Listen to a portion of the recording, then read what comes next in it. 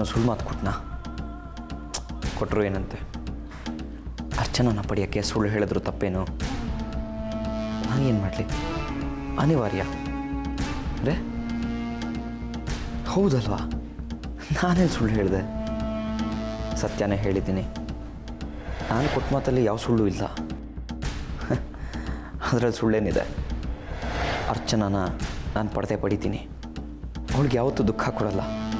ನನ್ನನ್ನು ನಂಬಿ ಬರೋ ನನ್ನ ಹೆಂಡತಿಗೆ ಯಾವತ್ತೂ ದುಃಖ ಕೊಡಲ್ಲ, ಅವಳು ಕೈ ಬಿಡಲ್ಲ ಅಂತ ಹೇಳಿದ್ದೀನಿ. ಅದರಲ್ಲಿ ಸುಳ್ಳೇನಿದೆ? ಅರ್ಚನಾನ ನಾನು ಪಡಿತೀನಿ. ಎಸ್, ನಾನೇನು ಸುಳ್ಳು ಹೇಳಿಲ್ಲ. ಅರ್ಚನಾನೇ ನನ್ನ ಹೆಂಡತಿ.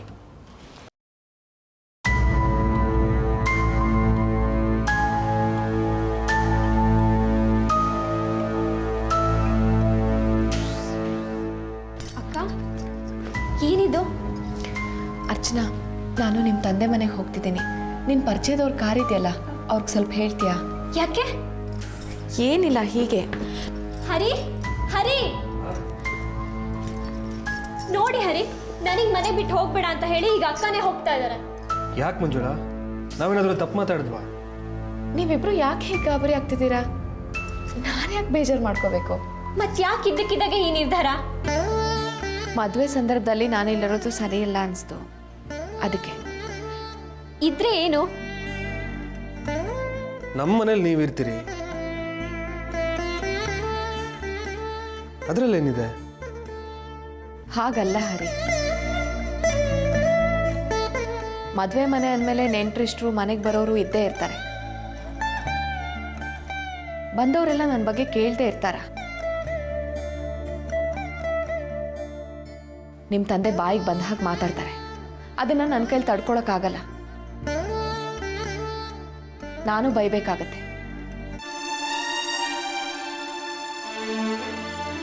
ನಿನ್ನ ತಂಗಿ ಮದುವೆ ಸಂದರ್ಭದಲ್ಲಿ ಇದೆಲ್ಲ ಯಾಕೆ ಅಂತಷ್ಟೇ.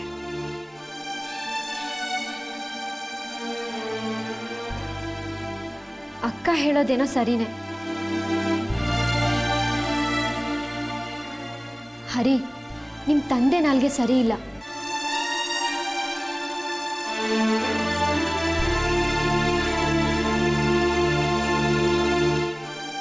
ಅಷ್ಟೇ ಅಲ್ಲ ಅರ್ಚನಾ, ಧರ್ಮಯನ್ ಸಂಭ್ರಮ ನೋಡಿ ನನ್ನ ಮಗಳನ್ನ ತಿರಸ್ಕಾರ ಮಾಡಿದ ನೆನಪಿಗೆ ಬಂದು ನಾನೇ ಕೇಳ್ಬೋದು. ಅಮಿತಾ ಮದುವೆಗಿಂತ ನೀವೆಲ್ಲ ಇಷ್ಟೊಂದು ಕಷ್ಟಪಡ್ತಿದ್ದೀರಾ. ಅದು ಚೆನ್ನಾಗೇ ನಡೀಲಿ, ನನ್ನ ಆಸೆನೂ ಅದೇ. ನೀವಿದ್ರೆ ಅರ್ಚನಂಗೆ ಧೈರ್ಯ. 3-4 ದಿನ ತಾನೇ, ಮದುವೆ ಮುಗಿತಿದ್ದ ಹಾಗೆ ವಾಪಸ್ ಬಂದ್ಬಿಡ್ತೀನಿ. ನನಗೂ ಅರ್ಚನನ್ ಬಿಟ್ಟಿರೋಕ್ಕಾಗಲ್ಲ, ಆದರೆ ಇವಳಿಗೇನು ತೊಂದರೆ ಆಗದೆ ಇರೋ ಹಾಗೆ ನೋಡ್ಕೊಳ್ಳೋದು ನಿಮ್ಮ ಜವಾಬ್ದಾರಿ. ಹರಿ, ಆ ಡೈರಿನಲ್ಲಿ ಕಾರ್ ಡ್ರೈವರ್ ರಾಮಣ್ಣ ಅಂತಿದೆ, ಅವ್ರಿಗೆ ಸ್ವಲ್ಪ ಫೋನ್ ಮಾಡಿ. ಅಕ್ಕ, ನನ್ನ ಮೇಲೆ ಏನು ಬೇಸರ ಇಲ್ಲ ತಾನೆ? ನಿನ್ನ ಮೇಲೆ ಯಾಕಮ್ಮ ಬೇಜಾರು ಮಾಡ್ಕೊಳ್ಳಿ? ದೀಪಮೂಲೆ ಸ್ಥಿತೋ ಬ್ರಹ್ಮ ದೀಪಮಧ್ಯೆ ಜನಾರ್ದನ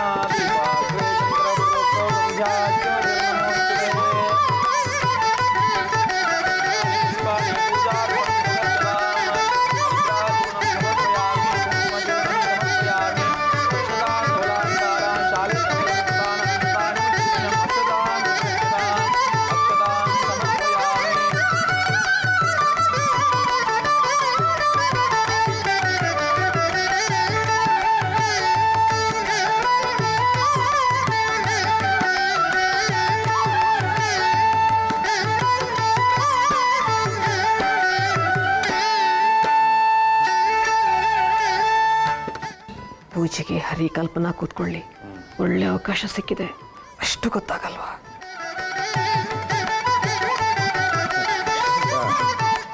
ಹರಿ, ನೀನು ಪೂಜೆ ಕೂತ್ಕೊ. ನಾನ ನೀನು ಮದುಮಗಳ ಅಣ್ಣ ತಾನೆ, ನಮ್ಮ ಅಮ್ಮಿ ಅಣ್ಣ ತಾನೆ. ಬಾಬಾ ಕೂತ್ಕೊ.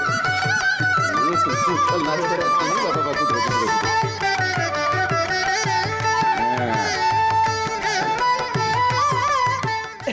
ಹರೇ, ಈ ಕಡೆ ಕೂತ್ಕೋಬೇಕು, ಈ ಕಡೆ.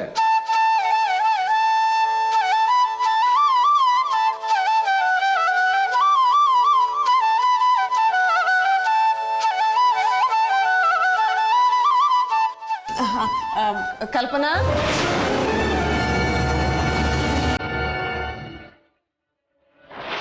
ಬಾಮ್ಮ.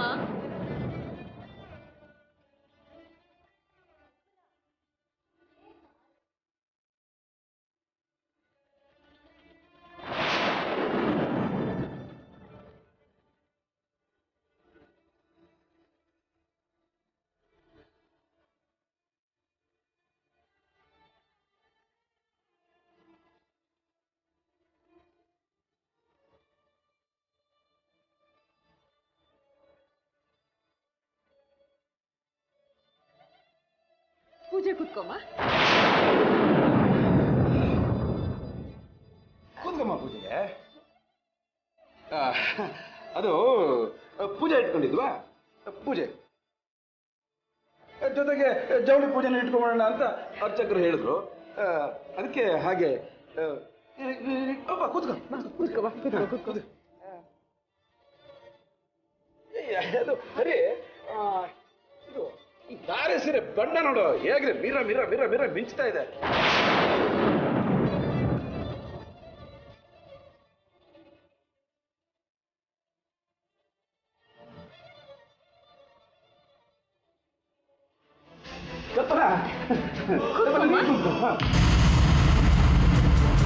ಕೂತ್ಕೊಂಡೆ.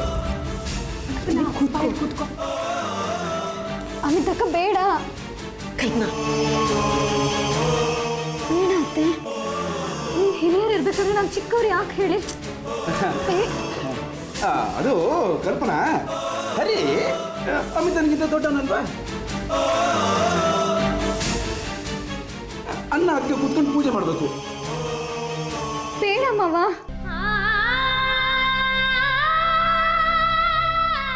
ನನಗಿದು ಯಾಕೋ ಸರಿ ಅನಿಸ್ತಾ ಇಲ್ಲ.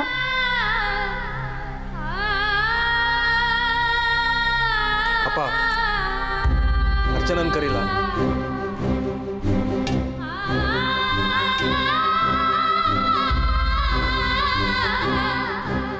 ಏನು ಬೇಡ, ನಿಮಗೆಲ್ಲ ಕಷ್ಟ ಆಗುತ್ತೆ ಅನ್ನೋದಾದ್ರೆ ನಾವೇ ಮಾಡ್ತೀವಿ.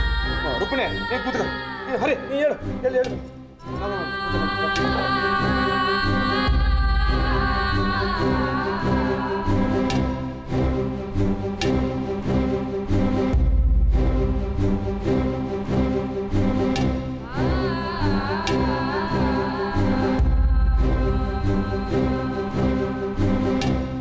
सहस्रनाम्ने पुरुषाय शाश्वते सहस्रकोटि वनस्पतिरसोत्पन्नो गन्धाढ्यो गन्धोत्तमः आस्ते सर्वदेवानां सूतये सहस्रपादाक्षिरोरुबाहवे सहस्रनाम्ने पुरुषाय शाश्वते सहस्रकोटि ॐ विश्वतश्चक्षुरुत विश्वतो नसो विश्वतो हस्तौ विश्वतस्वाद त्वङ्गावकुशां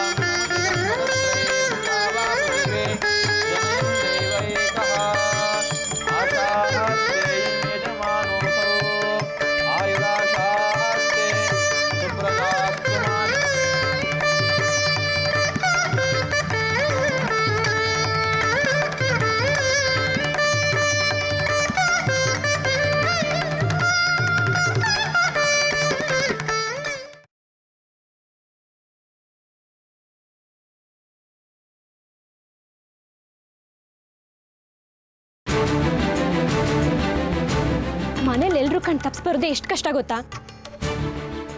ನಿನಗೆ ನನ್ನ ಸಮಸ್ಯೆನೇ ಅರ್ಥ ಆಗಲ್ಲ. ಏನು ಅಷ್ಟು ಅರ್ಜೆಂಟಾಗಿ ಸಿಗು ಅಂದೆ? ಅರ್ಚನಾ, ಮದುವೆಗಿನ್ನೂ ಜಾಸ್ತಿ ದಿನ ಇಲ್ಲ. ನನ್ನ ಕೈ ಏನು ಮಾಡೋಕ್ಕಾಗ್ತಿಲ್ಲ. ನೀನು ಏನು ಮಾಡಬೇಡ ಅರ್ಚನಾ, ದೃಢ ನಿರ್ಧಾರ ಮಾಡು ಸಾಕು.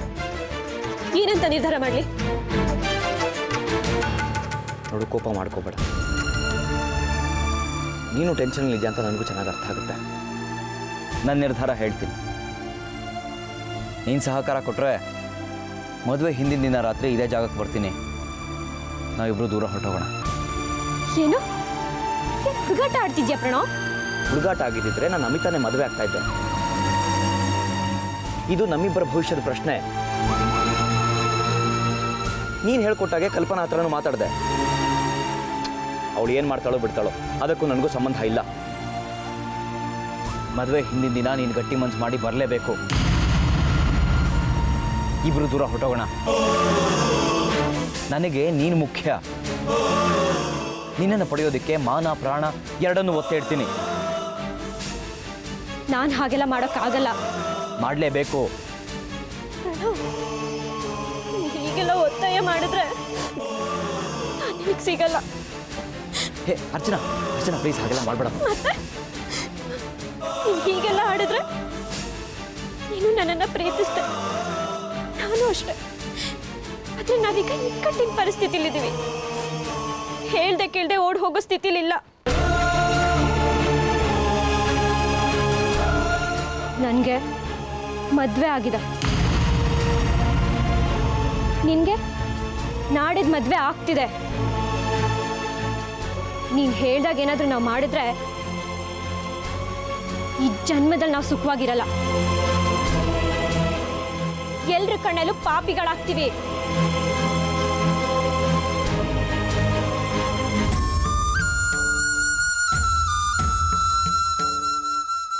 ಛೇ, ಎಂಥ ಒಳ್ಳೆ ಅವಕಾಶ ಸಿಕ್ಕಿತ್ತು.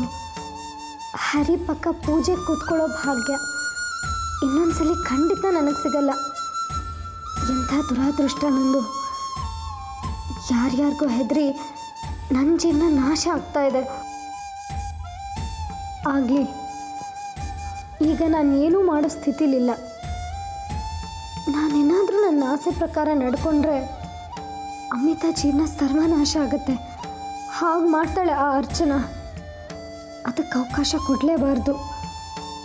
ಆದರೆ ಮನೆಯವ್ರಿಗೆಲ್ಲ ಬೇಸರ ಮಾಡ್ತಾ ಇದ್ದೀನಲ್ಲ. ಛೇ,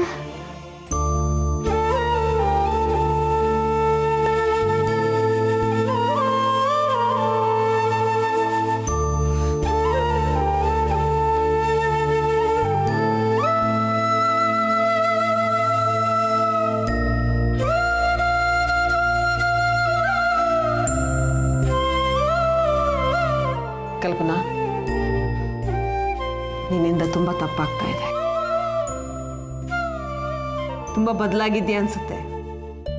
ಇಲ್ವಲ್ಲ, ನಿಮಗೆ ಹಾಗನ್ಸ್ತಾ ಇದೆ ಅತ್ತೆ? ಯಾಕೆ ಅಂದರೆ ನಿನ್ನಿಂದ ತುಂಬ ತಪ್ಪುಗಳಾಗ್ತಾ ಇವೆ. ಅಯ್ಯೋ, ನಾನೇನು ಮಾಡಿದೆ? ಹರಿಯಿಂದ ದೂರ ಹೋಗ್ತಾ ಇದೆಯಾ? ಇತ್ತೀಚೆಗೆ ಅವನ ಹತ್ರ ಹೋಗೋಕೆ ಹಿಂಜರಿತೀಯ? ಹಾಗೇನಿಲ್ಲ ಅತ್ತೆ.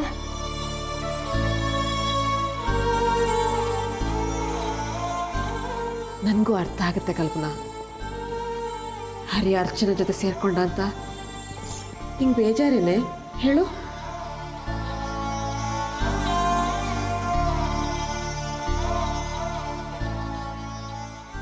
ಇಲ್ಲ ಅತ್ತೆ. ಮತ್ತೆ ಆವತ್ತು ಹರಿ ಎದುರು ಕೂತ್ಕೊ ಅಂದ್ರೂ ಕೂತ್ಕೊಳ್ಳಿಲ್ಲ, ಇವತ್ತು ಪೂಜೆಗೂ ಕೂರ್ಲಿಲ್ಲ. ಯಾಕೆ? ದೊಡ್ಡವರಿದ್ದಾಗ ಕೂತ್ಕೊಳ್ಳೋದು ಬೇಡ ಅಂತ. ದೊಡ್ಡವರು ಪೂಜೆ ಕೂತ್ಕೋಬೇಕು ಅಂತ ನನಗೂ ಗೊತ್ತು. ಆದರೆ ಇವತ್ತು ನೀನು ಹರಿ ಪೂಜೆ ಕೂತ್ಕೋಬೇಕು ಅಂತ ನಾನು ಮಾವ ನಿರ್ಧಾರ ಮಾಡಿದ್ವಿ. ಹೀಗೆ ನೀನು ದೂರ ದೂರ ಹೋಗ್ತಾ ಇದ್ರೆ ಹೇಗೆ ಕಂದ? ನಮಗೀಗ ನಿಂದೆ ಚಿಂತೆ ಆಗ್ಬಿಟ್ಟಿದೆ.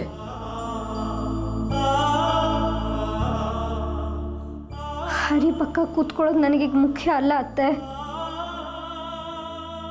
ಅವನಾಗೆ ನನ್ನ ಇಷ್ಟಪಟ್ಟು ಬಂದರೆ ಸರಿ. ಹಾಗಂದ್ರೆ ಹೇಗೆ? ಅವ್ನು ಬರದೆ ಹೋದ್ರೆ? ಅವನಿಷ್ಟ. ನನ್ನ ಮನಸ್ಸಿನಲ್ಲಿ ಈಗ ಈ ಕ್ಷಣದಲ್ಲಿ ಹರಿ ಮುಖ್ಯ ಆಗಿ ಉಳಿದಿಲ್ಲ.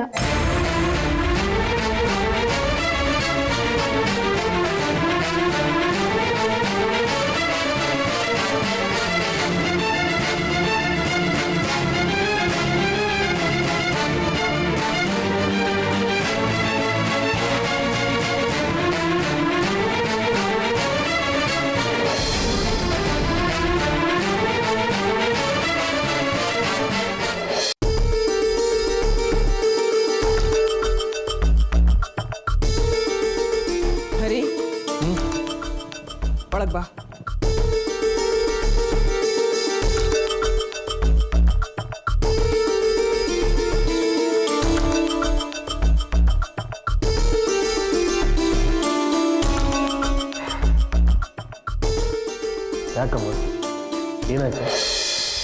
ಅಮಿತಾನ ಮದುವೆ ಆಗಲ್ಲ ಅಂತ ಪ್ರಣವ್ ಅನ್ನಂತೆ. ಏನು?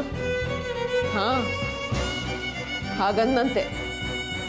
ಇಬ್ರು ಪ್ರೀತಿಸಿ ಎರಡು ಮನೆಯವರು ಒಪ್ಕೊಂಡು ನಿರ್ಧಾರ ಮಾಡಿದ್ಮೇಲೆ ಇದೆಂತ ಹುಡುಗಾಟ ಒಂದು?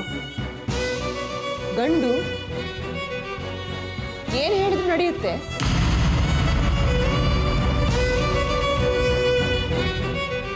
ಅಲ್ಲಮ್ಮ, ಇನ್ವಿಟೇಷನ್ ಅವರೇ ಮಾಡಿಸಿದ್ದಾರೆ, ಇಂಟ್ರೆಸ್ಟಿಗೆಲ್ಲ ಹಂಚಾಗಿದೆ. ಈ ಕೊನೆಗಳಿಗೆಲ್ಲ ಕೈ ಕೊಟ್ರೆ ಏನು ಮಾಡೋದಪ್ಪ? ನಾನು ಸುಮ್ಮನೆ ಬಿಡಲ್ಲಮ್ಮ. 4 ಬಾರ್ಸ್ ಕೇಳ್ತೀನಿ. ಹೆಣ್ಮಕ್ಳು ಅಂದರೆ ಆಟದ ವಸ್ತುನ ನನ್ನ ತಂಗಿಗೆ ಅನ್ಯಾಯ ಆಗೋದಕ್ಕೆ ನಾನು ಬಿಡಲ್ಲ. ಅವ್ನು ಫೋನ್ ನಂಬರ್ ಕೊಡಮ್ಮ, ನಾನು ಮಾಡ್ತೀನಿ. ತಂಗಿ ಅಂದರೆ ಪ್ರೀತಿ ಉಕ್ಕಿ ಹರಿಯುತ್ತೆ. ಪ್ರಣವ್ ವಿಚಾರದಲ್ಲಿ ಅಂಥದ್ದು ಏನು ನಡೆದಿಲ್ಲ. ಆ ಚಿಂತೆ ಬೇಡ ನಿಂಗೆ. ಮತ್ತೆ ಏನಮ್ಮ ಇದು ಹುಡುಗಾಟ? ಹುಡುಗಾಟ ಅಲ್ವೋ?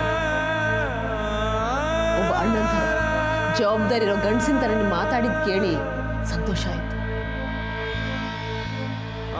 ನಿನ್ನ ತಂಗಿಗೆ ಅನ್ಯಾಯ ಆದರೆ ನೀನು ಸಹಿಸ್ಕೊಡಲ್ಲ ಅನ್ನೋದು ಅರ್ಥ ಆಯಿತು. ಅಮ್ಮಿಗೆ ಇನ್ನು ಮದುವೆನೇ ಆಗಿಲ್ಲ, ಆದರೂ ನಿಂಗೆ ಕೋಪ ಬಂತು. ಯಾಕೆ? ಅವಳು ನಿನ್ನ ತಂಗಿ ಅಲ್ವಾ? ಹೌದಮ್ಮ, ತಂಗಿಗೆ ಅಷ್ಟು ಪ್ರೀತಿನೂ ಕೊಟ್ಟಿಲ್ಲ ಅಂದಮೇಲೆ ಅಣ್ಣನಾಗ್ಬಿಟ್ಟು ಏನು ಪ್ರಯೋಜನ ಹೇಳು? ಆದ್ರೆ ಕಲ್ಪನಾಗೆ ಅಣ್ಣ ಇಲ್ವೋ? ಇದ್ದಿದ್ರೆ ಕಾಲರ್ ಹಿಡಿದು ಕೇಳ್ತಾ ಇದ್ದ, ನನ್ನ ತಂಗಿಗೆ ಯಾಕೆ ಈ ರೀತಿ ಮೋಸ ಮಾಡ್ತಾ ಇದ್ದೀರಾ ಅಂತ. ಆ ತಪ್ಪಾಗಿದ್ದು ನಿನ್ನಿಂದ. ಅರ್ಚನನು ಪಾಪದ ಹುಡುಗಿ, ಅವಳೇನು ತಪ್ಪು ಮಾಡಿದಾಳು ಹೇಳು? ಅವಳಿಗೂ ಈ ಮನೆಯಿಂದ ಮೋಸ ಆಗಿದೆ. ಅವಳು ಅಣ್ಣ ಇದ್ದಿದ್ರೆ ಅವನು ನಿಮ್ಮ ಮುಂದೆ ಮುಂದೆ ಜಗಳ ಮಾಡಿ ಕೇಳ್ತಿದ್ದ.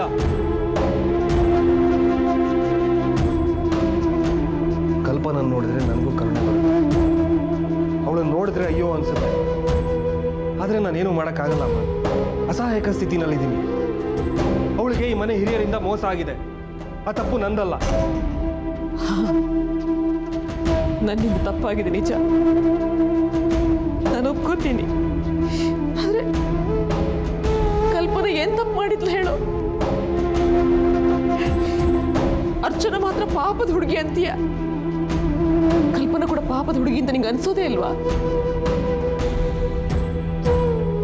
ಅವಳು ನಿನ್ನನ್ನು ಮದುವೆ ಆಗಿ ನಿನ್ನನ್ನೇ ನಂಬ್ಕೊಂಡು ಈ ಮನೆಗೆ ಬಂದಿದ್ದಾಳೆ. ಅವಳು ನಿನ್ನ ಹೆಂಡತಿ. ನೀನು ಬಂದದಿಂದ ಅರ್ಚನಾ ಮನೇಲೇ ಇದ್ದೀಯ. ಇನ್ನೇನು ಮಾಡ್ಬೇಕಿತ್ತು ಹೇಳು? ಅವಳು ನನ್ನ ಮಗುವಿನ ತಾಯಿ ಆಗಿದ್ರು ಅವಳನ್ನು ಬಿಟ್ಟು ಬರ್ಬೇಕಿತ್ತ? ನಿನಗೆ ಅಭಾಷಣ ಆಗಿದೆ, ನೀನು ಬೇಡ ಅಂತ ಹೇಳ್ಬೇಕಿತ್ತ?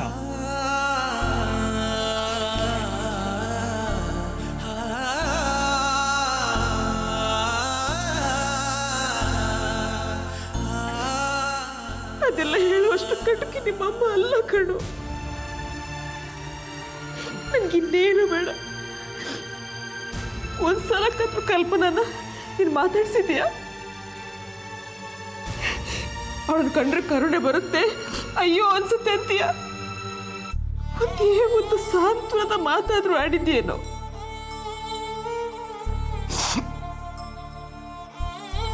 ನಿನ್ ಕರುಣೆಗೆ ಎಲ್ಲಿದ್ಯೋ ಬೆಲೆ? ಅಮ್ಮ, ಅಮ್ಮ, ಅಮ್ಮ.